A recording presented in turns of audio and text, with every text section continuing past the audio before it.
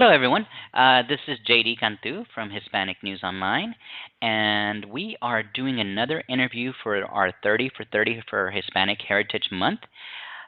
Today, we are speaking to a gentleman who I got to know last year a little bit. Well, actually, I got introduced to him last year. He was doing something really interesting that is kind of dear to my heart. He comes from the agriculture background that I grew up with. And so I wanted to introduce to you guys somebody that's a native Texan, also is a professor at A&M. His name is Eduardo. You know what? It's Edward Romero, but I wanted to call him Eduardo. I don't know why, but it's Edward Romero. Mr. Romero, tell us a little bit about who you are, and just introduce yourself to our listeners and see so they can get to know you a little bit. Hey JD, we may have to start this over again because I'm not a native I'm not a native Texan. You're not? No. Where are you from? I thought you were No, I'm originally from New Mexico. Oh, dude, yeah, I can't take a New Mexican as a Texan, dude. No way. Yeah, because it's going to be hard to tell my story. Well, you know what? We're going to keep on going with this because you know what? That's part of the joy of this, that I can make mistakes and it's going to be okay. But you know what? Let's continue with this because I want you to introduce. You know what, guys? It was my fault because I really thought you were from El Paso for some reason. I don't know why, but how about you tell them where you're from and you're just I don't mess it up anymore. Okay, well, I thought we were going to start this over. So anyway, appreciate the invite, JD, to visit with the folks here who are going to be listening to the podcast. And it's an honor for you to ask me to share with you a little bit about my background, even though I'm not a native Texan, I guess. I'm a proud New Mexican, and I actually grew up in a small community about 2 hours east of Albuquerque, for those of you who might know the state of New Mexico. And so I grew up in and around the ranching community, in and around Santa Rosa, New Mexico, most of my young life. My father was a rancher, and so I spent a lot of time out on the ranch with him, and doing all the things that kids do on the ranch, from taking care of cattle to riding horses and breaking horses and that kind of thing as a child. My parents were divorced, and I ended up living with my dad, and my sister ended up living with my mom for the most part. And when I was about 14, 15, we moved to a small community called Fort Sumner, which is about 45 minutes southeast of Santa Rosa. And I went to high school there in that small community. It was primarily a farm and ranch community. There was probably about 2,000 people in that small community, and predominantly farm and ranch. And so there I was involved in, typical high school activities. I was involved in basketball and ran track my senior year, was an FFA and 4-H, and was able to rodeo. I love the sport of rodeo and had been roping and riding for pretty much the time I could pretty much walk. I was riding horseback, and I started roping and competitively when I was just a young boy. And so that kind of carried over into high school and was able to rodeo in high school. And I was fortunate, and I tell the story because I was fortunate as a sophomore. I was very fortunate and blessed to compete at the high school level, and I was a state champion high school team roper. And I share that not to brag, but it opened doors of opportunity that I wouldn't have ever recognized or even realized at that point.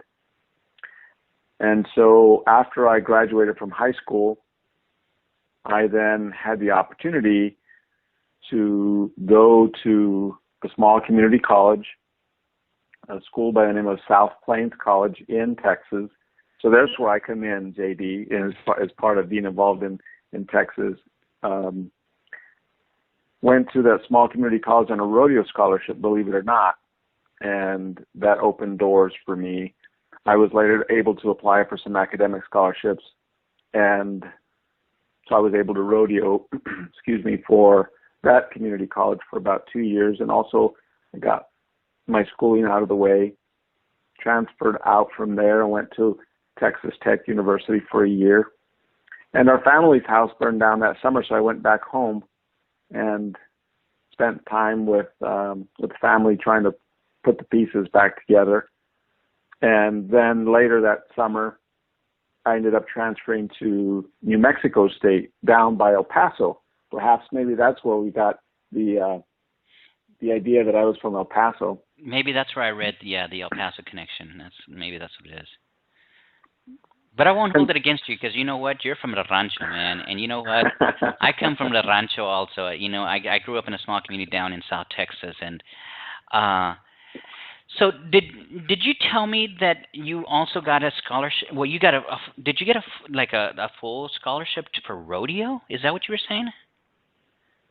I did receive a scholarship for rodeo.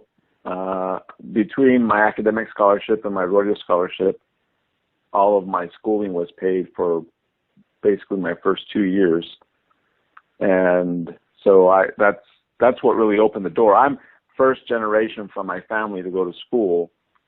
And so I knew nothing about college. As a matter of fact, I wasn't even planning on going to the community college that offered me the scholarship. I had planned to go originally to New Mexico State University in Las Cruces, New Mexico. But because I was fortunate to do well in high school my sophomore year, it caught the attention of some of the rodeo coaches at community colleges. And I even had a scholarship up in Wyoming to go to rodeo. So the sport of rodeo in college is pretty prevalent. I mean, it's even today they offer opportunities for students to rodeo in college. So wow, you know, I didn't even know that. You know, if some of the kids in my school would have known that, I mean, some of those guys, man, they were born and bred on horses, and they rode. I live right by the King Ranch, so a lot of them actually worked on the King Ranch when they were young and stuff. Those guys would have loved to have gone to a college on a. You're a professor now at Texas A&M, right? I am in administration, actually, at A&M Commerce. Uh-huh. It's a institution that's part of the Texas A&M University system. And so I am in administration at it's a small regional college about an hour northeast of Dallas. Now, prior to going to A&M Commerce, I was in College Station for about almost 11 years, actually. And that's actually where I got my doctorate from at Texas A&M University, and was there and did a number of different roles, primarily working with students. I did teach some, but most of it was in administration. I see. Today, currently, actually, I am the Chief Diversity Officer at the university, responsible for diversity and inclusion initiatives at the university, and I report to the president of the university. Very nice, very nice. Wow. So that's a long ways from a little horseback rider from Albuquerque, New Mexico, huh? Yes, it's quite a transition. People are always curious to know how I went from where I started, because my undergraduate degree is in agricultural economics, agricultural business, with my minor in finance, and my master's is in agricultural and extension education. And then my doctorate is in agricultural education with an emphasis in leadership. And so people always ask me how I transitioned from the agricultural arena into where I am today. And so I have to share the story. Uh-huh. Wow, wow. Hey, this, so the agriculture, you know, this is really interesting to me because I met you last year because Yes. we're going to talk about this in a few minutes about something that you're doing, another initiative you're doing.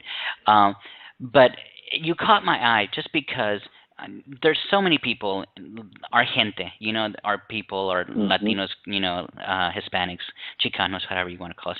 We're so close to Yes. the earth, we really like, there's so many of us, out there that really like gardening and working with the animals, and we like a little pedazo de tierra, Hmm. it's kind of in our blood.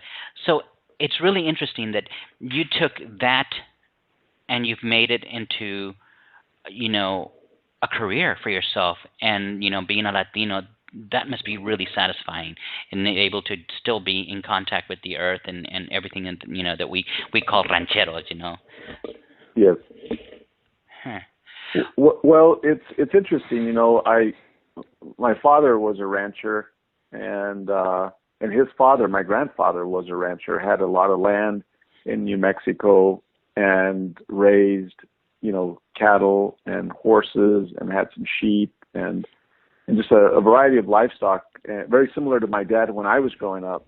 And we had about 150 head of mother cows, and it was cow calf operation. And then we had about 12 to 15 brood mares, and we had a couple of the stallions that my dad had to breed for the mares. And one time growing up, we had about 200 head of sheep, of fine wool sheep, and had chickens and all the whole goats and pigs and all that stuff growing up. So yeah, it's rewarding. And of course, my roots are in agriculture. And when I went off to college, actually, ironically, it was something that I didn't want to do, because it was interesting.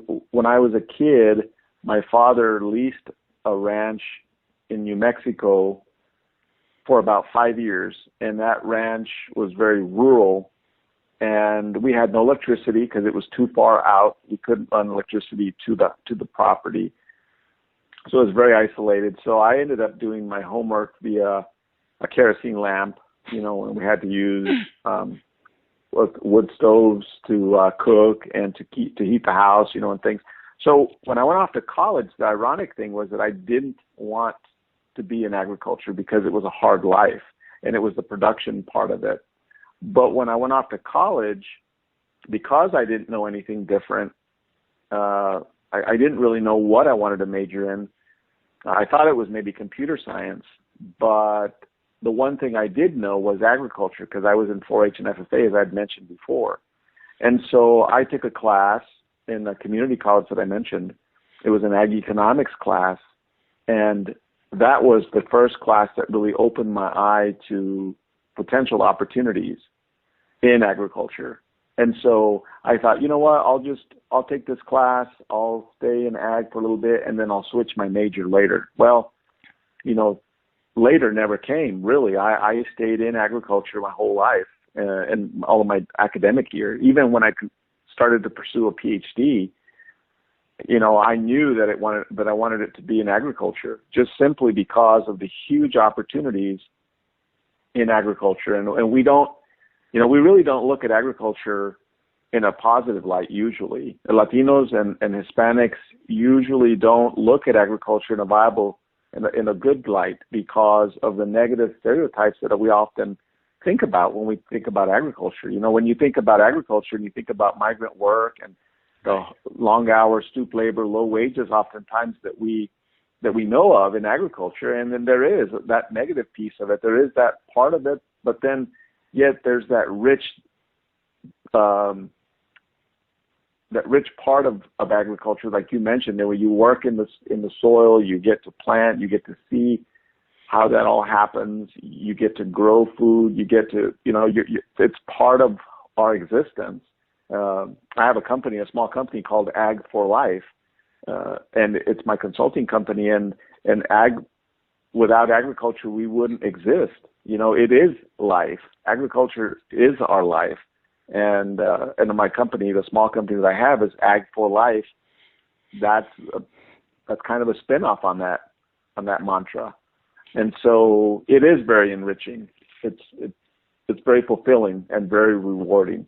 And there's lots of opportunities for young Latinos and Hispanics. Well, that's what I want to talk to you next about, because you kind of opened up my eyes about the potential in agriculture. Coming from our background, we think about actually having a farm, a ranch, and working the soil and doing stuff. But you've started a new initiative of getting. Well, you know what? I'm gonna let you tell the people what you're doing with leadership and in agriculture business, because what you're doing all of a sudden opened my eyes to the amount of potential there was with corporations and companies and working in the ag field, but in a much broader sense. And so can you tell the folks a little bit about what you're doing with your initiative? Sure. Well, we started Latinos in Agriculture, really the Latinos in Agriculture Leaders Conference, about, I guess it was 2011. And it came about really because a friend and I, well, let me back up. I'm kind of getting ahead of myself. When I was at the university, when I was at Texas A&M University, I got there in about 2000, October of 2000. And around 2002, 2003, I met a gentleman by the name of Orlando Gill, and he was working for a swine company at that time. And fast forward to 2010, I was up in Minnesota at a national meeting, an agricultural-related meeting, and as is often the times, there's very, very few Latinos in agriculture, or most of those agricultural meetings that I would attend. He happened to be at that meeting, and we reconnected. It was like 7 years after we had initially met. And actually, he was with a company, with a swine company that was actually looking for talent, for Hispanic talent, for his company that he was with. When I met him in 2010 again, when I reconnected with him, he was with another company. Actually, he had a small business and is a small business owner currently. And we started talking about the idea and the notion that there were not very many Latinos in these meetings that we go to. And so we had this harebrained idea of what would it be like if we could actually bring together industry, agricultural industry, higher education, or education in general, and also government, primarily USDA agencies, along with young Latino or Hispanic talent, right? That didn't exist. And still to this day, we're the only ones that really look at Latinos in agriculture that is trying to encourage young people to look at agriculture as a viable career path. There is another organization that's Latinos Farmers and Ranchers Alliance, I believe, something to that effect, and they're focused more on the production side. We are really focused more on how do we look at encouraging young talent, especially or specifically Hispanic talent, into the field, the broad field of agriculture, right? And so we had this idea, we talked about it, we went back and forth. He was living in Iowa. I was living in Texas, actually. And lo and behold, we brought some people together. We met in San Antonio, actually. We brought some people together, had a meeting, talked to the advisory group that we'd kind of put together, and said, hey, if we were to bring this group together of Latinos, would it be viable? Would it be something that would resonate with the Hispanic community, young people, older people that are Latinos, that are in ag and industry and in government? Would they help us? Is this needed? Is this something that, the Hispanic community needs or wants to build this network? And we had some naysayers in the group initially. Some people said, no, it won't work. Why do we need it? We already have lots of different organizations that people can be a part of. Others said, yeah, let's do it. This is something that we need. So we long story short, 15 months later, we had a small conference called Latinos in Agriculture uh, Leaders, or it was, I don't remember the exact name of it actually. It was the Latinos in Agriculture Leaders Forum, I think it was. I don't even remember the exact title that we used for that. I know it's since changed to what we're currently using. But we estimated that we could round up about 75 people or so. We ended up with about 65, so we were pretty close on the target. I helped fund the initial, the seed money for getting started, and we were very fortunate that we had some small sponsorships that helped us bring people together. And so our first meeting, we had about 65, as I mentioned. And that smaller group was very, very supportive. A lot of the very core Latinos, Hispanics that have been in agriculture for years, have been advocating, have been pushing for, for the advocacy for more Latinos in the world of agriculture, whether it be in industry or higher ed or just in the industry in general, came to this meeting. And they said, absolutely, this is something that we need to continue. So here we are 5 years later. We're celebrating our 5th annual Latinos in Agriculture Leaders Conference in October 16th through the 18th of 2015, now next month, in Grapevine, Texas. And we're having this conference at the Courtyard Town Place Suites by Marriott there at the DFW Airport North. And so we're celebrating basically our 5th annual celebration of connecting agricultural industry, government agencies, and educators with future leaders. And the future leaders are college students that we're targeting right now. And we've been very fortunate because we have some great sponsorships, individuals that want to support us, individuals that believe in what we're doing, individuals and organizations, corporations that have supported us from the very beginning, that we really, appreciate. Without them, we wouldn't be able to exist. We wouldn't have the conference that we have. We wouldn't be able to charge the low fees that we charge. It just wouldn't happen. And so companies like the USDA, Natural Resource Conservation Service, companies like Farm Credit, Elanco, Elanco Animal Health, CHS Foundation, Oklahoma State University has been a big supporter. Colorado State University has been a big supporter. Different agencies within USDA like the Foreign Agricultural Service, Agricultural Research Service, Ag Marketing Service. There's a number of agencies that have supported us over the years, and so we've kind of struck a chord. We've been very fortunate to offer scholarships to students. We probably, since our inception, since we started, we probably offered over 300 scholarships to college students. Last year we had 34. We had 34 universities that were represented from across the U.S. We had 22 states represented, plus Puerto Rico was there. Right. And so that's kind of what it's grown to. We've been very fortunate. And you know what, Doc, you're covering everything that that your stuff does.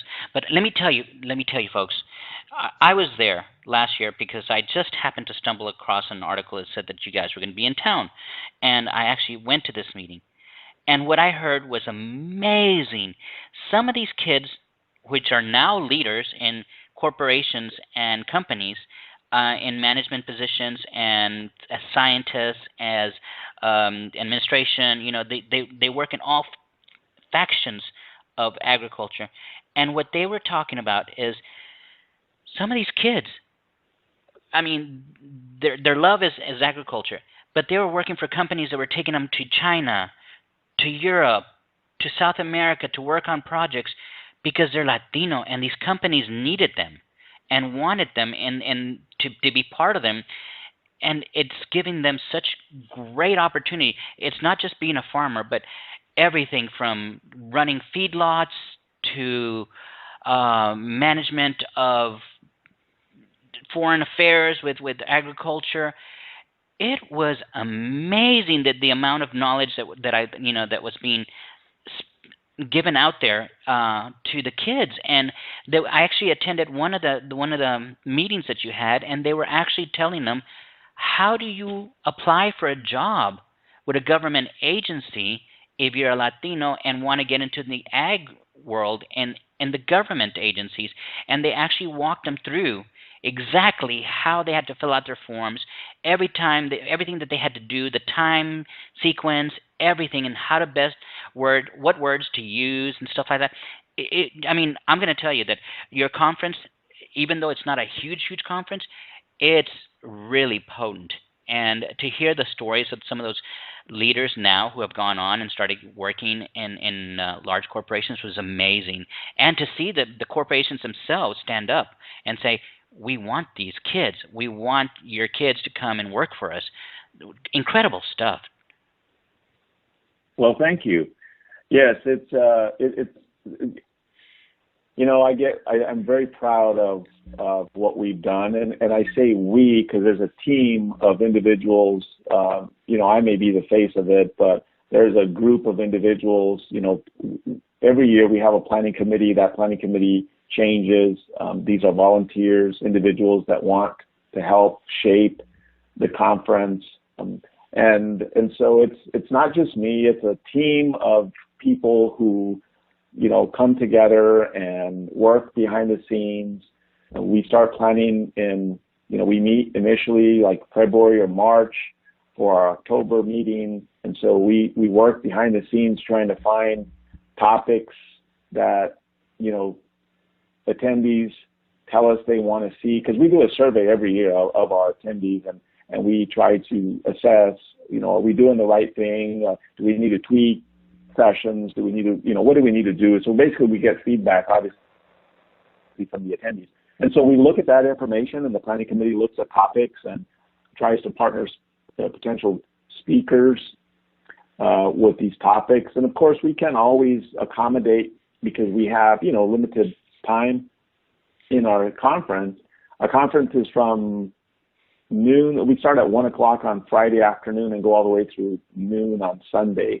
So when we do it on the weekends primarily because we understand that college students are busy and, many of them have to keep up with their schoolwork and work. Many of the Hispanic students that we attract, and by the way, it's not just for Hispanic students. Our conference is called Latinos in Agriculture Readers Conference, but, we've given scholarships to all kinds of students from all racial and ethnic demographics. African American, Asian, Caucasian, of course, Latino. So we don't want to give the impression that it's just for Latinos, although our mission is to try and target that population. And there's a reason why, and I'll be happy to explain that if they so choose want me to. But we're very fortunate. And we're very blessed, but it's not just me. Trust me, you don't have to explain to me. My name of my company is called Hispanic News Online. You don't have to tell me why you're doing what you're doing, because trust me, I know what you're doing. Why we have to do this. Dr. Romero, it's just mind-boggling that that there is so much opportunity out there for these young kids. Especially those that are really interested in agriculture. And I really hope that they reach out to you and connect with you. And if there's any teachers out there or any educators of any kind, college or high school, and you have a group of kids that you can see the potential in them, especially young Latinos that you think that would be really good in dealing with agriculture, you should contact Dr. Romero, because his conference I'm telling you, I've been to a lot of conferences all over the world, and I've seen a lot of people talk and stuff. And some of the speakers you had were just fantastic. You even had some big names like for such a small organization, and a conference that you have too. But you Hmm. had like the international. I can't remember his name. He deals with international agriculture business, trade. And I mean, he's Yes, huge in Washington, and you guys had him, yes. and he was walking around and talking to the kids. I mean, literally holding their hands and talking to them and saying, "Okay, this is what you need to do. Contact my office. We'll get you in contact with the right people." I mean, that's an opportunity that doesn't come around very often, and for them to be able to meet these people firsthand is an opportunity that I don't think any parent or any educator should miss and in providing to the kids out there. Um, how can people get a hold of you and get if they want to find out any more information about your conference? Well, they can go to our website, latinosinagriculture.com.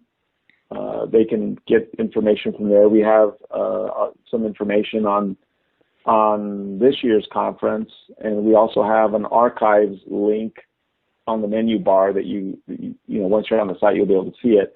And we have information from the last 3 years, from 2012, 13, 14. We have some information on there. We have, the agenda and the attendees that were present and some of the speakers. So you get a sense for what our conference has evolved and the speakers that you talked about. Yes, we've been very, very fortunate that we're able to bring in some high-level speakers. We've been very fortunate to have the Undersecretary of Agriculture for Ag Marketing Service, Mr. Edward Avalos. He came to speak. The gentleman that you were referring to was Roger Mireles, I believe, that you were Right. alluding to from the Foreign Ag Service. And we've got a number. We had Miss Annie Alonso, who was the administrator for the U.S. Department of Agriculture in the Agricultural Marketing Services. And we have a number of them, and we like I said, we've been very fortunate. And these individuals, they come in and they speak. But you can go onto that website, latinosinagriculture.com. You can also contact me via that website. There's a contact page that if you want to send me an email, you can send me an email that way as well. Or you can just email me at edward@latinosinagriculture.com. You can email me that way, or you can call my number. My number is 979-229-6325. I'm not sure I need to give that out, but if you're interested in wanting to talk, sometimes it's easier for me, just because of my busy schedule, to be able to just pick up the phone and talk to somebody, because I don't usually spend a lot of time via email drafting long, emails, just because I don't have the time to do that. But oftentimes it's easier for them just to call me and just, spend some time on the phone doing that. So No, that's how they can contact me. no, I appreciate it. I appreciate you connecting with giving them your information.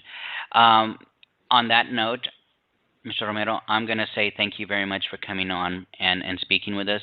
I didn't want to miss on having you on the show because you made an impact on me when I went to your conference last year, and I thought there's a lot of Latinos, especially young Latinos out there in rural areas that would like to hear what you're doing. And so I am so glad you came on and spoke today. I know that you're busy and you're getting ready for the state fair, so I won't keep you much longer. Is there anything that you'd like to say before we say goodbye? Just to anyone that's listening, if it's for teachers or young people, think about agriculture in a different light. It's not always the cows, sows, and plows, as we say.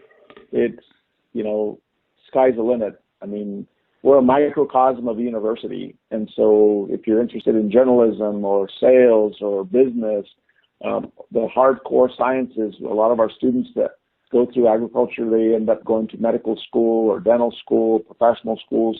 So, there's just, the world is out there for these young people. And we just hope that they give us a chance to show them that opportunity. So that's what I would say, is just give us an opportunity, look at us, give us an opportunity to see what we have available for you, because our industry needs it. Agriculture needs the Latino population to be involved in agriculture. You know, they are our largest group of 18-year-olds and younger, as we know, the demographics. That age group, students in middle school and high school, or elementary, really, but middle school and high school, those kids, those students are our largest population. And if you look at 10, 15 years from now, those young people are going to be going off to college. They'll need a career path.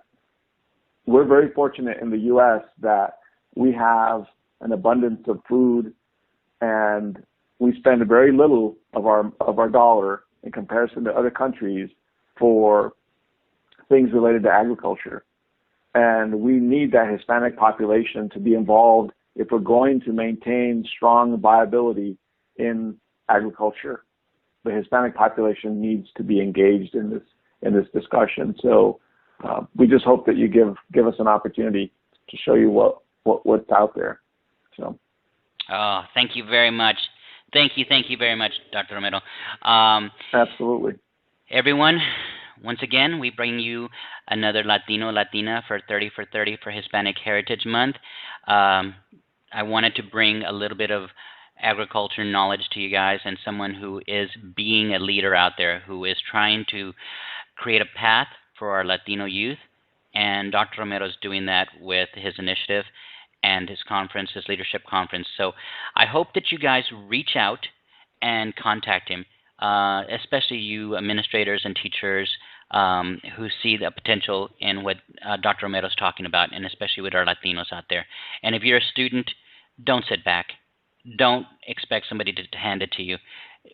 Go to your teacher, go to your ag leader, go to your FFA or 4-H leader and say, hey, I just heard a podcast about a leadership conference in Dallas, in Irving, Texas, or in Grapevine. Let them know. So maybe you won't be able to make it this year because it's a little late, but if you can, that's fantastic. If not, plan for next year. So with that knowledge, I'm going to leave you today and tell you that mañana is another day, and we will bring you another Latino or Latina for 30 for 30. Thank you for joining us, everybody, and you have a good day. Adios.